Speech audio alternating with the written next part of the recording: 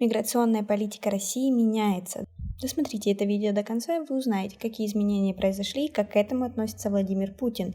Подписывайтесь на наши обновления, чтобы быть в курсе о всех новинках на нашем канале. По внутренней политике демографическая ситуация, как мы знаем, в этом году осложнилась. И в прошлом тоже, но в этом году рекордный отрицательный результат.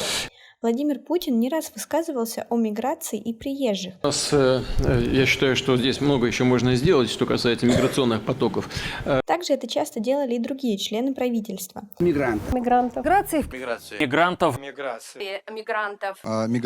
Мигрант! Но как менялась миграционная политика России сквозь года, и что теперь она из себя представляет? Давайте отследим. Куда мы катимся? Это же дестабилизирует наше собственное общество. Нужно ликвидировать рынок подобных сомнительных услуг и фиктивной регистрации. Предусмотреть жесткую ответственность как для собственников жилья, которые явно злоупотребляют своим имущественным правом, так и для должностных лиц, которые паразитируют на махинациях с регистрацией. Причем веками бок о бок живут представители многих народов нашей страны. И каждый из них неповторим, самобытен, по праву тянут страну к распаду. Попытки провоцировать межэтническую напряженность, религиозную нетерпимость мы должны рассматривать как вызов единству российского государства. Современный мир так устроен, что полностью прекратить миграцию невозможно. Это касается не только России, это касается практически всех стран. Современный мир так устроен, что полностью прекратить миграцию невозможно. Это касается не только России, это касается практически всех стран. И поэтому наша задача в том, чтобы и людей, которые к нам приезжают, а экономика требует наличия таких людей, нужно и защитить интересы приезжих, и выстроить работу таким образом, чтобы они знали обычаи и законы того региона, в который приехали. Как вы относитесь к такому мнению? Свои ответы пишите нам в комментарии под этим видео. Проблемы, которые должны решаться внутри Евросоюза, а не в России.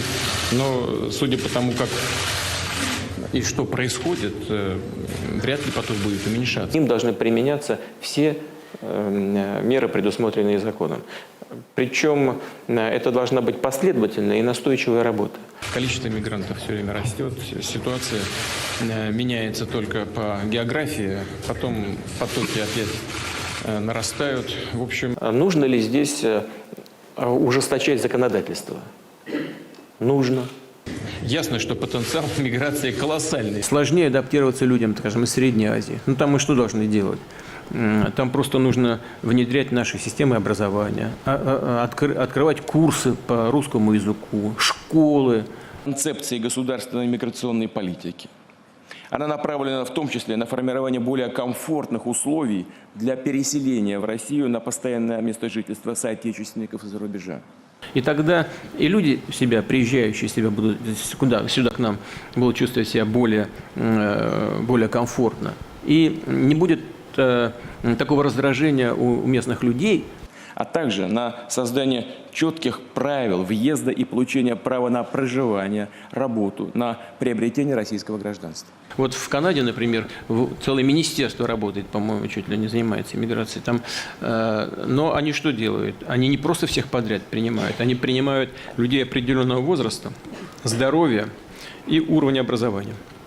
Вот по большому счету нам нужно подходить именно так к миграционному притоку. На этом у нас все. Просим вас оценить наше видео подпиской и лайком. Также у нас есть специальное предложение для тех, кто заинтересован в продвижении своего продукта. Мы предоставляем рекламу на очень выгодных условиях. Подробности будут под видео или же в шапке профиля.